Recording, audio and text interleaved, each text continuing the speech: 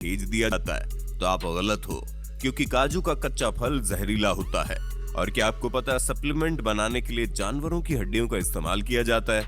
अगर नहीं पता तो टेंशन नहीं लेने का, क्योंकि आज के वीडियो में हम आपको दिखाएंगे डेली लाइफ में इस्तेमाल होने वाली चीजें फैक्ट्री में आखिर कैसे बनती हैं। तो दोस्तों, फैक्ट्री का सफर स्टार्ट करने से पहले वीडियो को एक छोटा सा लाइक करके चैनल को सब्सक्राइब कर लो, क्योंकि ये वीडियो हमने बड़ी मेहनत से बनाई है। तो चलिए शुरू करते हैं। अपनी कुर्सी की पेटी बांध लीजिए, मौसम बिगड़ने वाला है। किशमिश मेकिंग प्रोसेस। दोस्तों, किशमिश कितना फायदेमंद होता है ये तो आपको पता ही होगा, लेकिन क्या आपको पता है जो अंगूर हम बाजार से लाते हैं उनसे किशमिश नहीं बनते। अगर आप उन अंगूर से किशमिश बनाने की कोशिश करोगे तो अंगूर ऐसे ही खराब हो जाएंगे। दोस्तों, भारत में अर्कावती और सुल्ताना इन्हीं दो अंगूर की किस्मों से किशमिश बनाई जाती है। तो दोस्तों, किशमिश बनाने के लिए सबसे पहले इन अंगूरों की खेती की जाती है, और जब ये सारे अंगूर पक जाते हैं तब बारी आती है इनकी हार्वेस्टिंग की, जिसके लिए वर्कर सभी अंगूरों के गुच्छों को तोड़ तोड़ कर कैरेट में भरते जाते हैं, जिसके बाद इन्हें गाड़ी पर लोड करके प्रोसेसिंग एरिया में लाया जाता है। और फिर इन अंगूरों से भरे कैरेट को बारी बारी से इथाइल ओलिएट और पोटेशियम कार्बोनेट के मिक्सचर में डुबोकर 3 से 5 मिनट तक छोड़ दिया जाता है। ऐसा करने से अंगूरों के सारे बैक्टीरिया और फंगस नष्ट हो जाते हैं, और इन केमिकल की वजह से अंगूरों की सूखने की प्रोसेस भी काफी तेज हो जाती है और ये सड़ते भी नहीं है।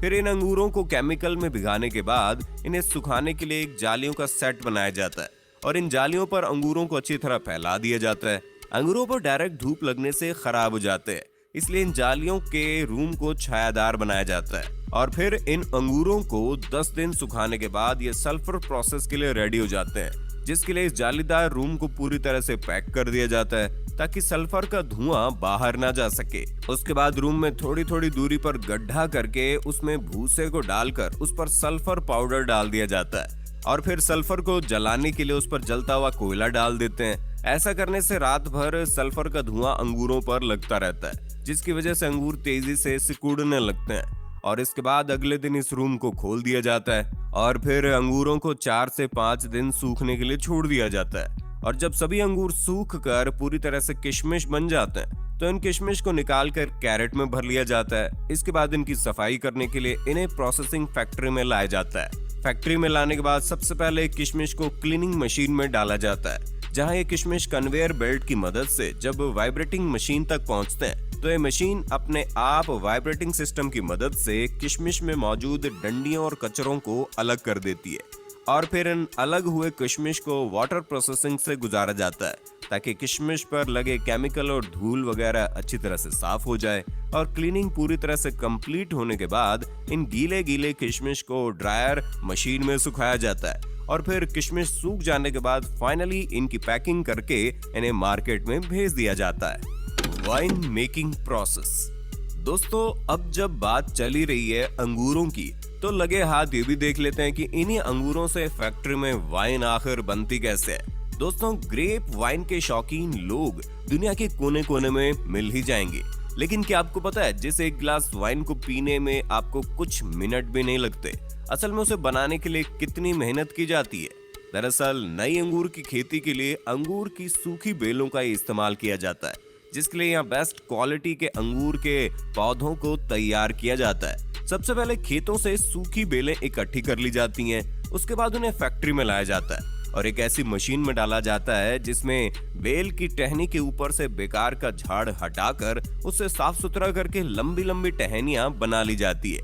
अब इन्हें इकट्ठा करके कारीगरों के पास भेज दिया जाता है। कारीगर इन टहनियों को एक सी लंबाई में काटकर इनके गट्ठर बना देते हैं। उसके बाद बारी आती है इनकी सफाई करने की, और इन पर से धूल, मिट्टी और बैक्टीरिया को साफ करने के लिए इन्हें एक ऐसे लिक्विड में डाला जाता है जो इन्हें साफ करने के साथ साथ जर्म्स फ्री भी बना देता है। अब काम शुरू होता है कलम बनाने का, यानी कि ग्राफ्टिंग का, जिसके लिए जो सबसे अच्छी क्वालिटी की टहनियां होती हैं उन्हें गांठ वाले हिस्से की तरफ से छोटे छोटे टुकड़ों में काट कर उन्हें उसी घोल में डालकर उनकी भी सफाई कर ली जाती है। उसके बाद एक मशीन की मदद से जिन टहनियों के गट्ठर बनाए थे उन्हें छोटे गांठ वाले टुकड़ों के साथ जोड़कर उनकी ग्राफ्टिंग की जाती है, जिसके लिए खास मशीन का इस्तेमाल किया जाता है। इस मशीन के ऊपर छोटे टुकड़े को फंसाया जाता है और नीचे लंबे टुकड़ों को रखा जाता है, जिसके बाद ये मशीन उस छोटे टुकड़े को लंबे टुकड़ों में फिक्स कर देती है और अब कलम बनकर तैयार हो चुकी है। अब इनमें नमी को बनाए रखने के लिए इन्हें सबसे पहले मोम के घोल में डाला जाता है। उसके बाद इन्हें इकट्ठा करके एक बॉक्स में डालकर ऊपर से लकड़ी का बुरादा डाल दिया जाता है। उसके बाद इनकी तराई की जाती है और महज 15 से 20 दिनों बाद जब इनमें अंकुर फूट जाते हैं और इनकी जड़ें निकल जाती है तो इन्हें उस बॉक्स में से निकालकर खेतों में रोपाई के लिए भेज दिया जाता है, जहाँ पर इनकी बेहतरीन देखभाल की जाती है और एक उम्दा किस्म की वाइन के लिए अंगूरों की फसल तैयार की जाती है। जब ये फसल पूरी तरह से तैयार हो जाती है तो प्रोसेस शुरू होता है वाइन बनाने का। इसके लिए सबसे पहले पके हुए काले अंगूरों को बेलों से तोड़कर इकट्ठा किया जाता है, फिर उन्हें फैक्ट्री में लाकर अच्छे से पानी से धोकर क्रशिंग मशीन में डाल दिया जाता है, जहां से शुरू होता है वाइन बनना। क्रशिंग मशीन में जो मिश्रण तैयार होता है उसमें अंगूर के छिलके और रस दोनों ही मिला हुआ होता है। अब जरूरत है इसमें यीस्ट और न्यूट्रिएंट्स मिलाने की। यीस्ट और न्यूट्रिएंट्स मिलाकर इसे 2-3 दिन के लिए फर्मेंटेशन के लिए छोड़ दिया जाता है। अब इस प्रोसेस के बाद बारी आती है वाइन में अल्कोहल मिलाने की।